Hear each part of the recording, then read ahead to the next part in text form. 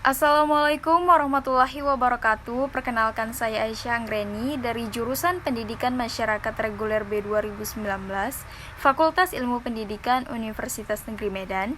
Nah, kali ini saya akan menjelaskan mengenai peran psikologi sosial dalam kehidupan sehari-hari. Nah, seperti yang kita ketahui, psikologi sosial itu kan adalah ilmu yang mempelajari mengenai manusia. Mulai dari bagaimana manusia itu berpikir, kemudian manusia itu mencerna, bagaimana manusia itu ditiru dan meniru, kemudian bagaimana manusia itu menjalin hubungan yang baik dengan manusia yang lain dalam suatu kelompok masyarakat, kemudian bagaimana manusia itu bisa menghadapi manusia yang lain ataupun mengerti manusia yang lain ketika berinteraksi, kemudian yang terakhir itu adalah bagaimana manusia itu bisa menghadapi masalah yang timbul di dalam suatu kelompok masyarakat dan sebagainya.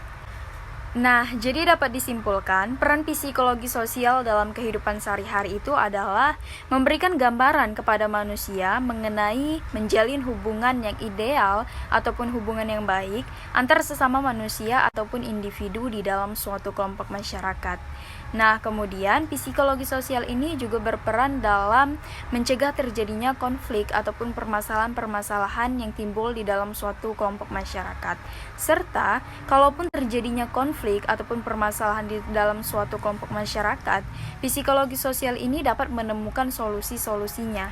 Karena dengan memahami psikologi sosial, manusia dapat memahami perbedaan-perbedaan ataupun karakteristik-karakteristik yang ada di dalam suatu kelompok masyarakat. Dan psikologi sosial ini berperan sebagai pedoman manusia dalam mengelola perbedaan-perbedaan ataupun karakteristik-karakteristik tersendiri yang ada di dalam suatu kelompok masyarakat. Nah, jadi di dalam psikologi sosial itu kan mempelajari yang namanya tipe kepribadian. Nah, tipe kepribadian itu kan ada 4. Ada koleris, kemudian ada sanguinis, ada melankolis, dan ada pragmatis. Nah, di dalam psikologi sosial kita itu kan diajarin untuk yang namanya memahami tipe kepribadian tersebut. Nah, manfaatnya tersendiri bagi kehidupan sehari-hari itu adalah kita dapat menyesuaikan bagaimana kita harus bersikap, bagaimana kita harus menghadapi orang-orang dengan tipe kepribadian tertentu gitu. Misalnya dia mempunyai tipe kepribadian koleris.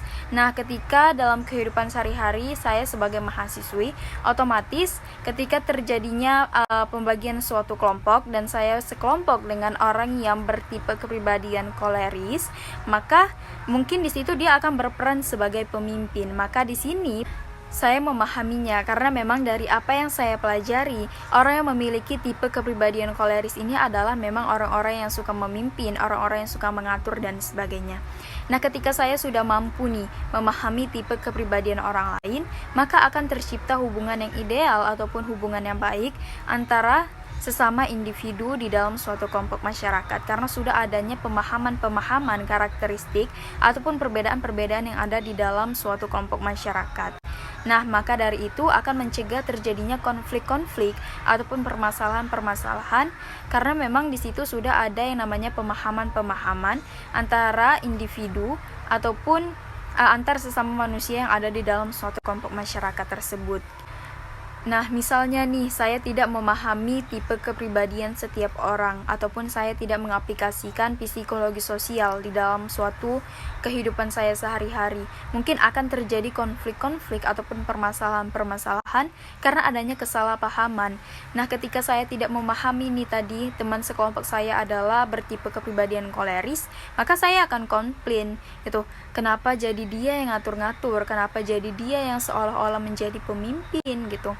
Nah, maka akan terjadi kesalahpahaman-kesalahpahaman seperti itu ketika tidak ada pemahaman-pemahaman ataupun pengertian ataupun memahami orang ataupun individu yang berinteraksi dengan kita. Maka itu pentingnya mempelajari psikologi sosial ataupun menerapkan psikologi sosial di dalam kehidupan sehari-hari. Nah, mungkin itu saja yang saya dapat sampaikan mengenai peran psikologi sosial dalam kehidupan sehari-hari. Itu adalah contoh kecil dari peran psikologi sosial dalam kehidupan sehari-hari. Lebih dan kurang saya mohon maaf. Semoga penyampaian saya ini sedikit bermanfaat bagi teman-teman. Wabillahi taufiq wal hidayah. Wassalamualaikum warahmatullahi wabarakatuh.